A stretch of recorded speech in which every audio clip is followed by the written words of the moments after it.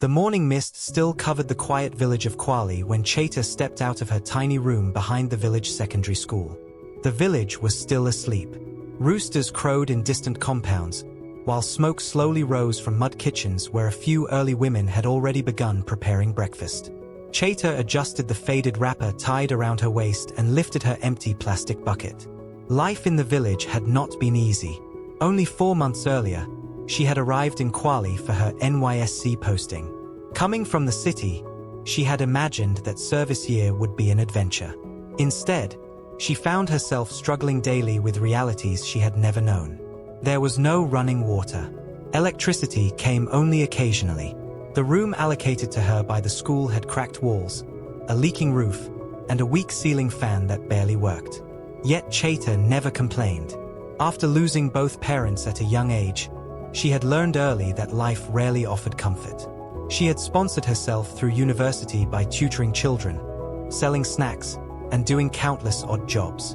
Against all odds, she graduated with a first-class degree in business administration. Now, despite all her sacrifices, she still found herself struggling. But she remained grateful.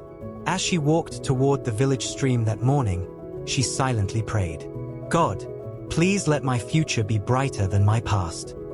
The stream soon came into view. Several village women were already fetching water. Cheta placed her bucket down and prepared to fill it when something caught her attention. An elderly woman stood near the riverbank. The woman looked extremely frail. With trembling hands, she struggled to lift a large clay pot filled with water. Cheta watched anxiously. The pot looked far too heavy. Before she could move, disaster struck. The elderly woman's hands slipped. The clay pot crashed onto the ground. It shattered instantly. Water spilled everywhere. The old woman stood frozen. Cheta hurried toward her. "Mama, are you all right?" The elderly woman looked down at the broken pieces. "I'm fine, my daughter," she answered softly. Cheta helped her sit on a nearby stone. "Don't you have anyone to help you?" Cheta asked gently. The woman sighed. "No, my daughter. Nobody lives with you." The old woman shook her head. "I stay alone." Those words pierced Cheta's heart. Without hesitation, she said, "Please allow me help you." The woman tried refusing, but Cheta insisted. Soon, she filled her own bucket. "Show me your house, Mama." The elderly woman slowly rose with her walking stick. "My name is Adaku," she said. "My name is Cheta." Together, they began walking. The journey seemed endless. Eventually, they arrived at a lonely hut hidden among overgrown grasses and trees. Cheta stared in disbelief. The house looked abandoned. Outside stood a giant clay reservoir. "Do you fill this yourself?" Cheta asked. Mama Adaku smiled weakly. "Water will not fetch itself." Cheta felt tears sting her eyes. Without saying another word, she returned to the stream. Again, and again, and again. She fetched water repeatedly until the reservoir became full. By the time she finished, sweat soaked her clothes. Mama Adaku watched silently. No one had ever done such a thing for her. "God bless you, my daughter," she whispered. Cheta smiled.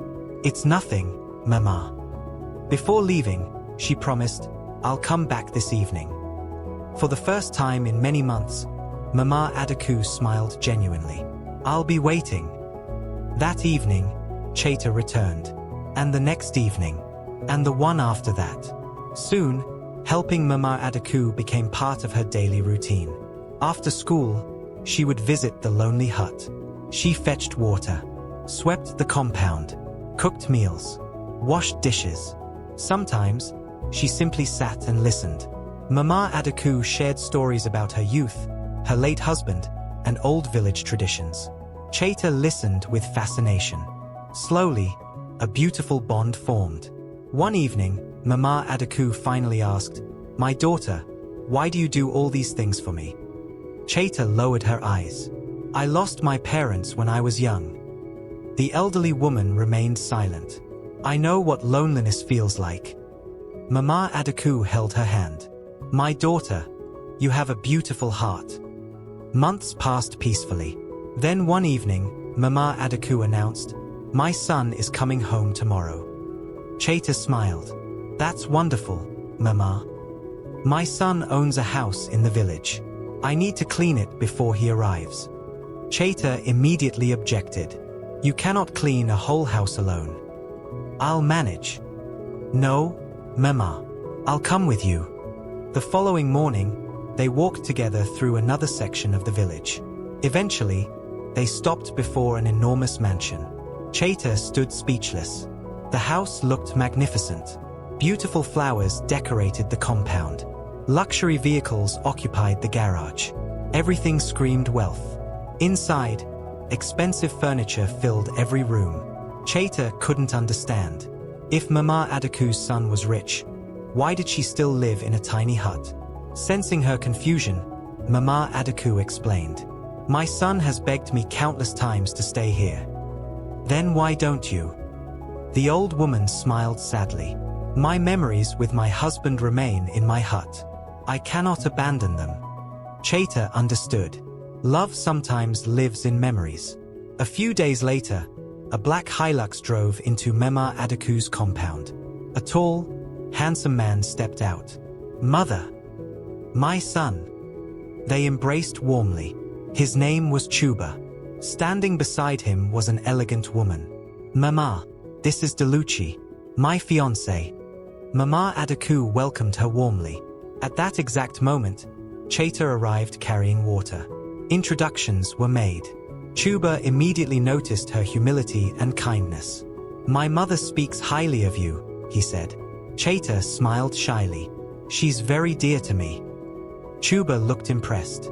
Later that evening, Mama Adaku asked Delucci to help prepare dinner.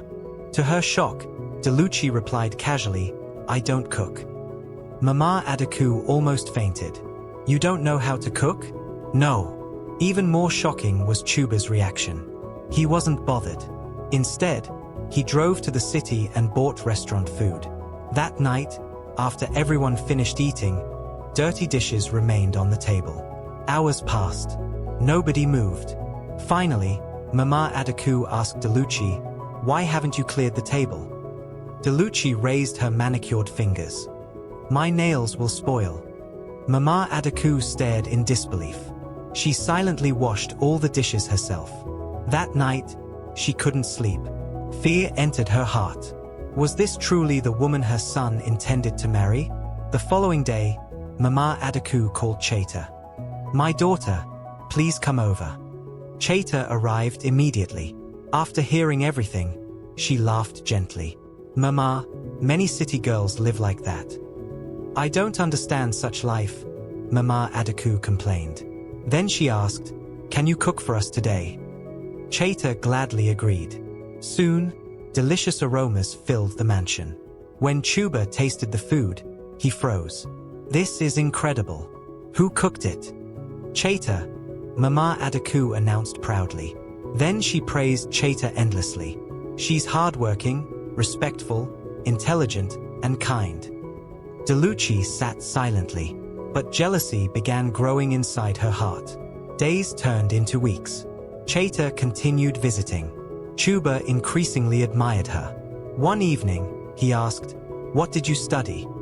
"Business administration." "What class?" "First class." Chuba looked astonished. "You graduated with first class?" "Yes." Immediately, he made a decision. "When your NYSC ends, come work in my company." Cheta couldn't believe it. Tears filled her eyes. "Thank you, sir." "You earned it through kindness," Chuba replied. Months later, NYSC ended. Cheta relocated to Asaba and submitted her CV. After a successful interview, she secured employment in Chuba's company. Her joy knew no bounds. Life finally seemed promising. But Delucci remained unhappy. She viewed Cheta as a threat. Repeatedly, she complained to Chuba. "Cheta is lazy. Cheta is careless." But Chuba refused to believe her. "My mother trusts her," he insisted. Delucci grew increasingly frustrated. Then she devised a dangerous plan. One morning, the company discovered that millions had disappeared from a major project account. Investigations began immediately. Shockingly, evidence pointed directly to Cheta. The transaction originated from her computer, using her login credentials. Cheta was horrified. "I know nothing about this." But DeLucci accused her relentlessly. The board suspended Cheta pending investigation. Heartbroken, she packed her belongings. As she prepared to leave, Chuba confronted her. "I'm disappointed in you." Cheta pleaded. "Sir, please believe me." But Chuba turned away. "Leave." Those words shattered her heart. She returned home and cried throughout the night. Weeks later, an elderly cleaner approached investigators. "I saw Mrs. DeLucci inside Cheta's office late one night." Remarkably, she had secretly recorded a video. The footage revealed everything. Further investigations uncovered shocking truths. DeLucci had secretly conspired with another man. Together, they planned to weaken the company and eventually seize control. They framed Cheta. Both conspirators were arrested immediately. The entire company was stunned. Chuba sat alone for hours. Guilt consumed him. He remembered Cheta's tears, her dignity, her honesty. Most painfully, he remembered refusing to believe her. Mama Adaku had been right all along. The following morning, Chuba drove to Cheta's apartment. When she opened the door, surprise filled her face. "Good afternoon, sir." "Cheta, may I come in?" Inside the small apartment, Chuba looked around silently. The room was simple but neat. Finally, he spoke. "I came to apologize." Cheta listened quietly. "I'm sorry for doubting you. I'm sorry for hurting you." Tears appeared in Cheta's eyes. "For a moment, I thought you would believe me." Chuba lowered his head. "I was wrong." After a long silence, Cheta smiled gently. "I forgive you." Relief flooded Chuba's face. Then he added, "The company wants you back." Cheta hesitated. After everything, returning would not be easy. But eventually, she agreed. Cheta returned to work. This time, everyone respected her. Her integrity had been proven. Months passed. Her hard work earned promotions. Chuba often sought her advice. Their friendship gradually deepened. One evening, while visiting the village together, Mama Adaku observed them carefully. She smiled knowingly. Several months later, Chuba finally confessed. "Cheta, somewhere along the line, I fell in love with you."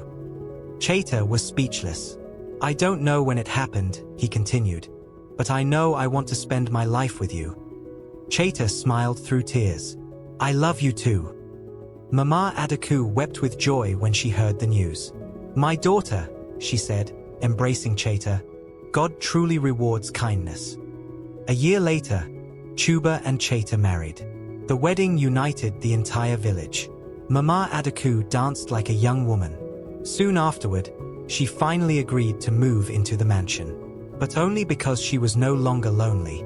She now had both a son and a daughter. And every evening, just as they once did beside the old hut, Mama Adaku and Cheta still sat together sharing stories under the evening sky. Because one simple act of kindness at a lonely riverside had changed all their lives forever.